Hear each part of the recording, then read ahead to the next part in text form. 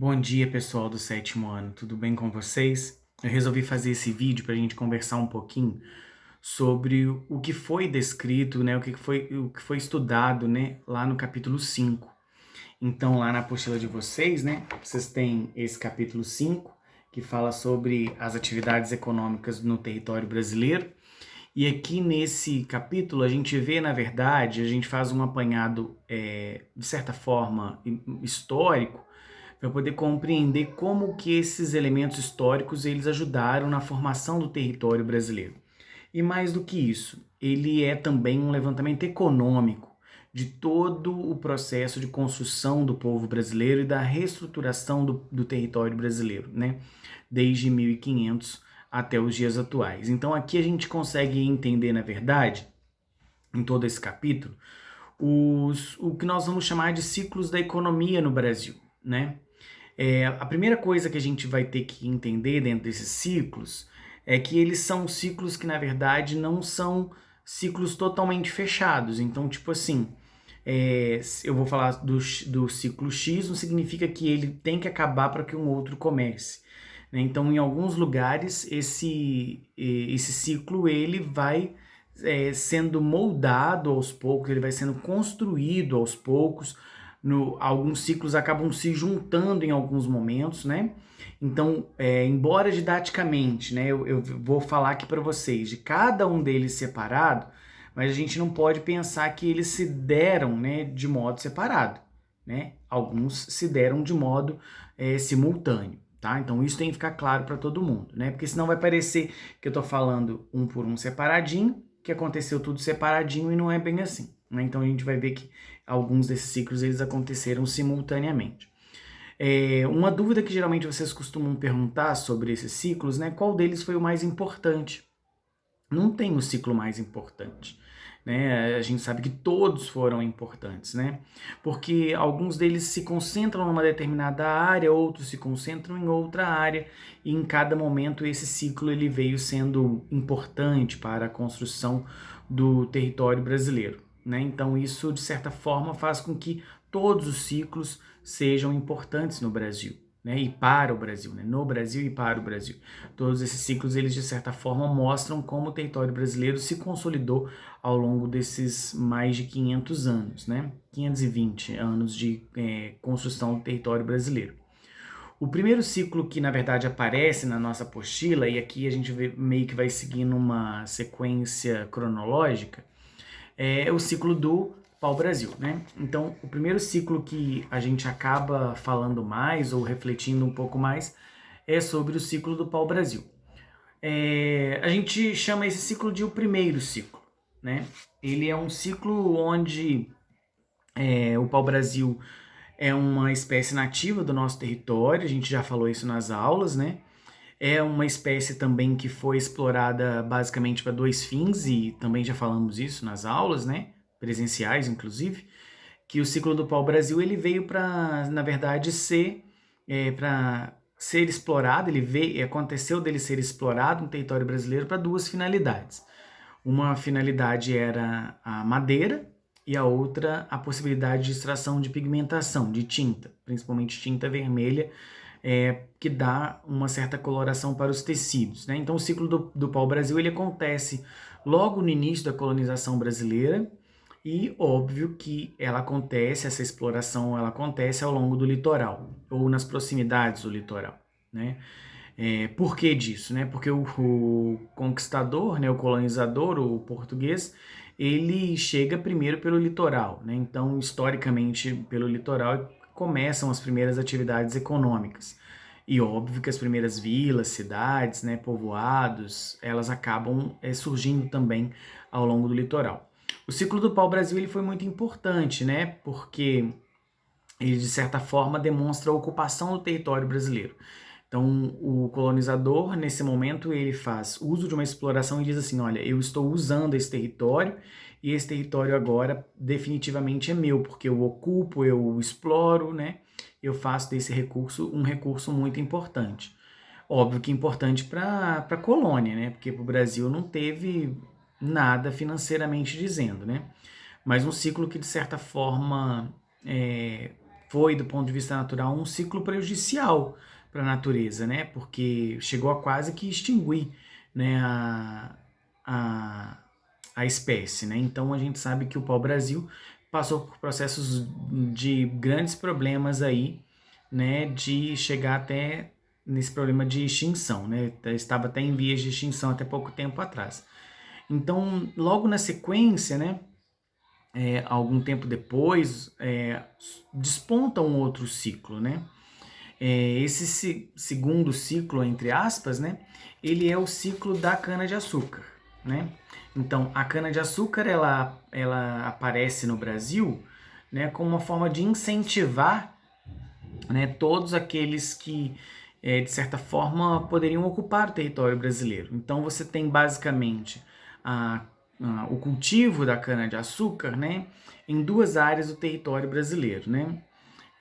Historicamente dizendo, a gente sabe que no passado colonial o Brasil teve o seu processo de cultivo de cana-de-açúcar basicamente no Nordeste, né? Então, ao longo de toda a ocupação nordestina, né? Então, essa cana-de-açúcar era uma das mais conhecidas e valorizadas no mundo, né? Portugal ganhou muito dinheiro com cana-de-açúcar que era plantado no Brasil, porque passou a ser um produto muito valorizado no mercado internacional, e aí, por consequência, Portugal obteve muita renda desse produto, né? Pelo cultivo desse produto e pela comercialização desse produto. A cana-de-açúcar, ela, no período colonial, ela se restringe basicamente à área do Nordeste, né, a área nordestina que faz a exploração desse cultivo, né?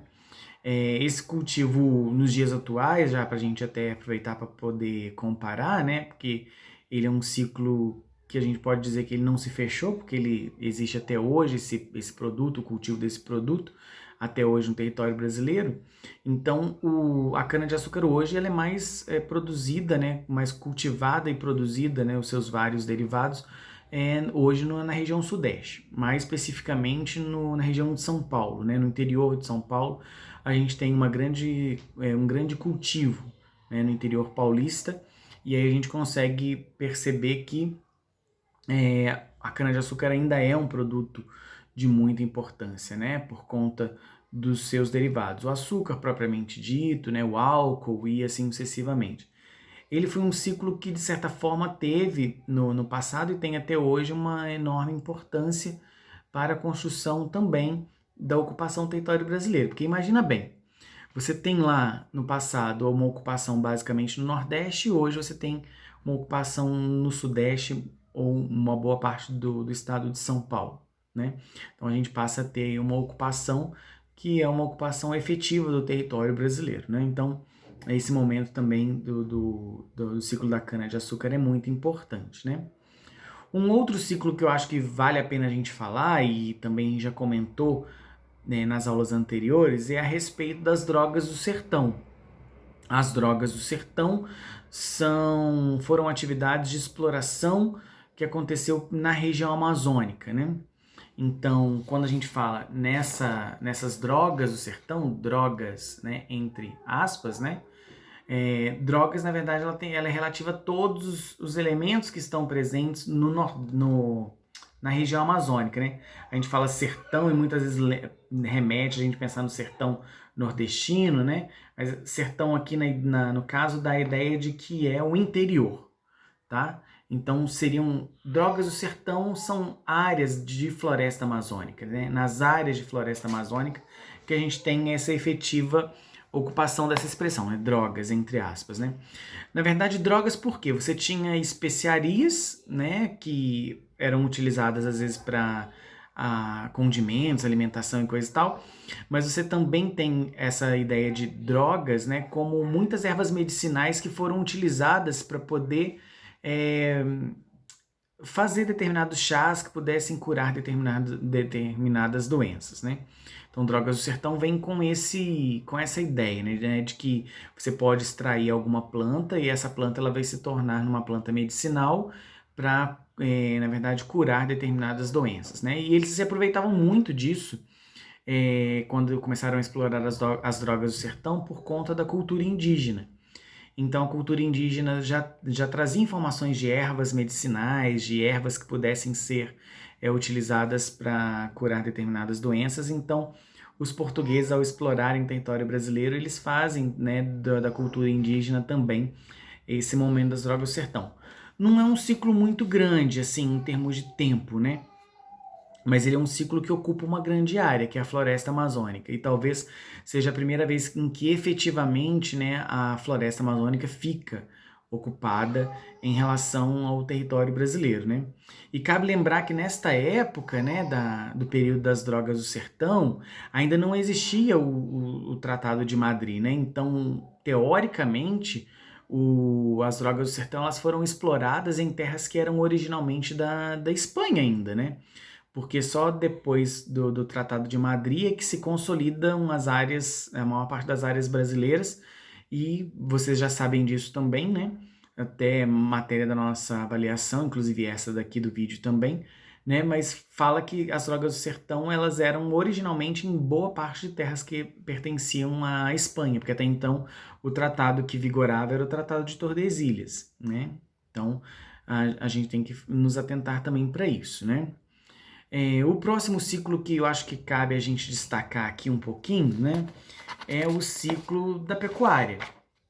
Esse ciclo, ele, na verdade, ele é um ciclo que não acaba, né, não acabou, e ele não ficou restrito a um território, né? A gente vê, por exemplo, o ciclo da pecuária de uma maneira diferente. Por quê? Enquanto os outros ciclos mencionados anteriormente, como o do pau-brasil, você sabe que é no litoral ou próximo do litoral, o da cana-de-açúcar que você tem uma ênfase lá na região nordestina no período colonial, as drogas do sertão que você tem uma área territorial lá na região amazônica. A pecuária não, a pecuária ela aparece, na verdade, associada a vários lugares, né, do território brasileiro. Ela não é necessariamente um ciclo, né? Porque você passa a fazer da pecuária a criação associada a outros ciclos. Então, por exemplo, você teve a pecuária associada à cana-de-açúcar, você teve a pecuária associada a ciclos próximos, como o da mineração, um pouco como o das drogas do sertão, né? O próprio ciclo do café, que ainda vamos falar também. Então, todos esses ciclos, na verdade, né, eles de certa forma tiveram uma associação com a pecuária, né? Então, a pecuária, obviamente, todo mundo sabe que ela é a criação de animais. E por que eles fizeram desse ciclo talvez um ciclo junto com outros ciclos, né? Talvez colado com outros ciclos, né? Associado a outros ciclos? Pelo fato de que você tinha o animal por transporte, você tinha o alimento, né, que esse gado, por exemplo, poderia oferecer, e você tinha o couro dele para a confecção de algumas indumentárias, né, algumas vestimentas, né, ou mesmo objetos, peças de um modo geral. Então esse ciclo ele esteve associado, na verdade, a outros ciclos, né? Então ele não é um ciclo isolado, né? Esse ciclo, por exemplo, é um ciclo clássico, né, de que ele não começa especificamente numa data e não termina. Ele vem associado a todos os outros ciclos, né? Então o ciclo da pecuária, de fato, é um ciclo também muito importante, territorialmente muito importante, né? Porque ele mostra os ciclos no Brasil em vários lugares do território brasileiro, né? Então mostrando o quanto a pecuária ela é importante para a consolidação e principalmente, pessoal, ocupação do território brasileiro. E isso é notadamente o mais importante, tá bom? Bom, um outro ciclo que nós vamos citar aqui também é um ciclo que para nós das Minas Gerais, né, os mineiros, a gente tem um certo conhecimento sobre ele, né? Ele é o ciclo da mineração. O ciclo da mineração ele foi muito importante para nós, né? Porque ele, de certa forma, ele mostra a ocupação e a criação de uma região muito importante que hoje é o nosso estado, né? Minas Gerais, né? Região das Minas Gerais, das Minas, como se falava no passado, né? Então, esse ciclo, de certa forma, ele é um ciclo que os portugueses, teoricamente, queriam que tivesse acontecido no início da colonização. Por que eu digo isso? Né? Isso a gente também já falou nas aulas presenciais. Porque quando o colonizador ele chega no território brasileiro, ele gostaria de ter achado aqui ouro, né? Porque os espanhóis no restante da América, principalmente na América Central, eles já tinham achado ouro, né? O indígena na América Central, ele já tinha enfeites, colares, brincos, tudo feito a ouro. Então eles chegaram lá já de cara, falaram, vamos procurar o ouro que aqui tem. No caso nosso, não. Quando o português ele chega aqui no território, em 1500, e nos anos seguintes, né, da ocupação, ele não acha no indígena brasileiro nenhum tipo de adorno, nenhum tipo de enfeite que é feito com ouro ou com prata, né? Então, o ciclo da mineração, ele consolida, na verdade, talvez a primeira busca, o primeiro motivo pelo qual os portugueses vieram para o Brasil, né? Então, nós bem sabemos que no início no final do século, no meados, na verdade, né, do século XVII, começa a ocupação, essa exploração que vai até o século XVIII. Minas Gerais é o grande destaque, né? Então a gente sabe muito desse passado, né? Mas ele também tem, de certa forma, uma característica atual que descreve a importância, né, do ouro. O ouro virou hoje uma riqueza que todos os países do mundo detêm em seus cofres, né? Então, uma parte do ouro brasileiro foi embora, obviamente, né? A gente, quando vai em igrejas históricas de Minas Gerais, pensa assim, nossa, quanto ouro, né? Mas aquilo não é nada se comparado ao ouro que foi embora, né, para Portugal. E acabou que Portugal também desfez muito desse ouro com o passar do tempo, né? O Portugal começou a adquirir dívidas e muitas dívidas eram pagas com ouro brasileiro, né? Então, historicamente, a gente sabe disso, né? A própria Inglaterra, né, quando começa a ter uma certa exploração, dar um certo incentivo para Portugal, depois Portugal paga a Inglaterra com dinheiro, né? Não com dinheiro, mas com ouro propriamente dito, né? Então, Minas Gerais é um grande destaque desse território, né? A criação do nosso estado, a gente já falou anteriormente, mas isso não ficou restrito basicamente a Minas Gerais, não, né? O próprio estado do Mato Grosso também tem uma grande importância, né? Mato Grosso, um pouco mais do que Goiás, mas Minas Gerais e Mato Grosso aí, no caso, são os dois grandes destaques para a consolidação também de uma área e de formação de uma área. Um outro ciclo que cabe a gente refletir ainda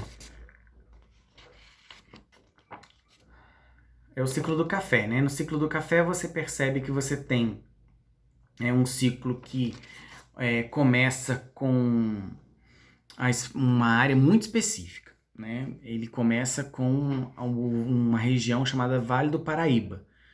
Vale do Paraíba é no Sudeste, né? É Vale do Rio Paraíba, do Paraíba do Sul, né?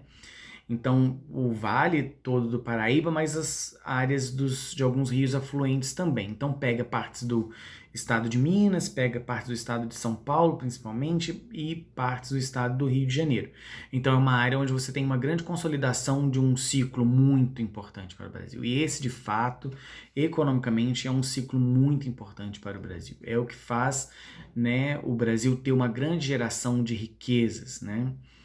Que dura mais de um século, né? Então, o ciclo do café é de fato um ciclo muito importante para o Brasil. Do ponto de vista histórico-geográfico, né? O território brasileiro ele ganha uma consolidação desse ciclo, né? Em área, né? E principalmente de um cultivo que nesse momento passa a ser um dos produtos mais valorizados no mundo, o café, né? Então, o café ganha essa importância na região do Vale do Paraíba, aqui na região sudeste, né? Em parte dos estados que eu já mencionei, como São Paulo, Rio e Minas. Mas o café, ele tem historicamente uma característica. Primeiro que ele começa a ser cultivado nas grandes fazendas num período que é um período ainda de escravidão. Depois, ele no finalzinho desse ciclo, você já tem uma vinda de imigrantes, grande parte de imigrantes italianos que vêm para trabalhar no Brasil, né, nas lavouras da cafeiculturas, né, da cafeicultura. A atividade cafeeira, na verdade, ela viveu esses dois momentos, né? O momento em que ela era feita basicamente nas fazendas pelos escravos e uma outra parte basicamente pelos imigrantes italianos. Então, o ciclo do café é muito importante no Brasil Esse ciclo ele vai até mais ou menos os anos de 1929, quando a gente sabe que historicamente também existe um problema internacional que é a crise de 1929, que eles chamam de crise da Bolsa de Valores de Nova York, né? Quando esse produto, o café, que era o principal produto comercializado no mundo, ele entra em crise por causa da superprodução e dos aspectos econômicos que se deram à época, né? Muitos cafeicultores, eles ficaram pobres, né? Notadamente pobres, né? A própria cidade de São Paulo, vocês têm que saber que algumas avenidas hoje muito famosas, como por exemplo a Avenida Paulista, nessa época do ciclo do café, eram dos grandes ditos barões do café, que tinham grandes mansões, né, grandes casarões nessa Avenida Paulista, que tinha por objetivo, né, mostrar a riqueza do café, né? Então, muitos cafeicultores, né, barões do café, como eu disse agora anteriormente, né, eles ficaram pobres, né? Muitos ficaram pobres, né? Mas alguns mais espertos, eles antes de entrarem em crise, né, de perderem tudo o que tinham, eles pegaram um pouco do dinheiro que tinham, ou tudo do dinheiro que tinham, e passaram a investir em outra coisa. Então, surge no Brasil um outro ciclo que a gente vai chamar de ciclo da indústria, né? Então, a indústria no Brasil, ela basicamente começa por conta do café, né? É interessante que a gente vai dizer assim que, olha que frase mais diferente, né?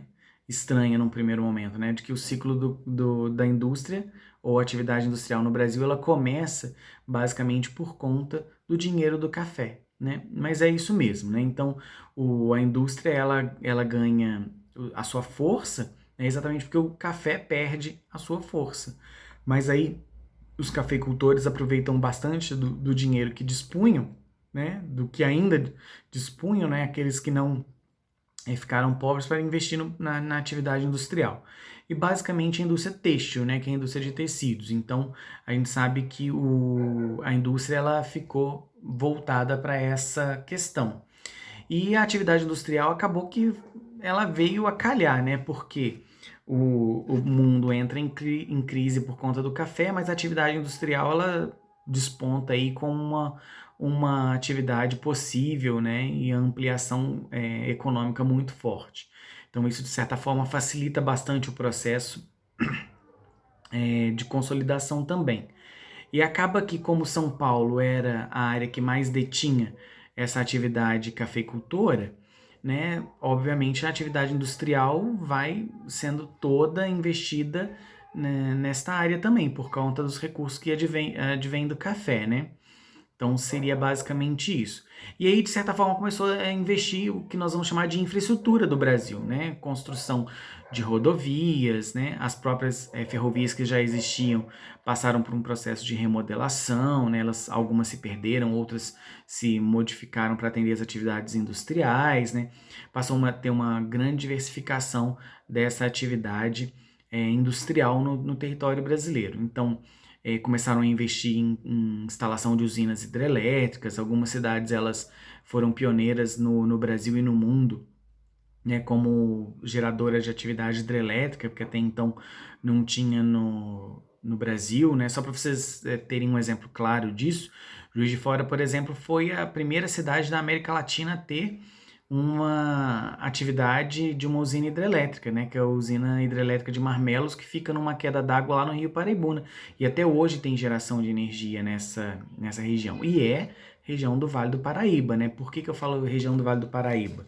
Porque o Paraibuna, ele é um rio que deságua, né, na Paraíba do Sul, né? Então, ele é uma região, sem sombra de dúvida, uma região que teve uma atividade cafeicultora, logo na sequência uma atividade industrial muito bem desenvolvida, né? E o Brasil hoje, né, a gente não pode deixar de falar sobre isso, o Brasil hoje detém uma atividade industrial muito forte, né? Tanto que o Brasil é chamado de país emergente ou em crescimento econômico por causa dessa atividade industrial. O Brasil é muito rico nessa atividade secundária, né, que a gente chama também, né? Atividade secundária, ela se remete basicamente à atividade industrial, beleza?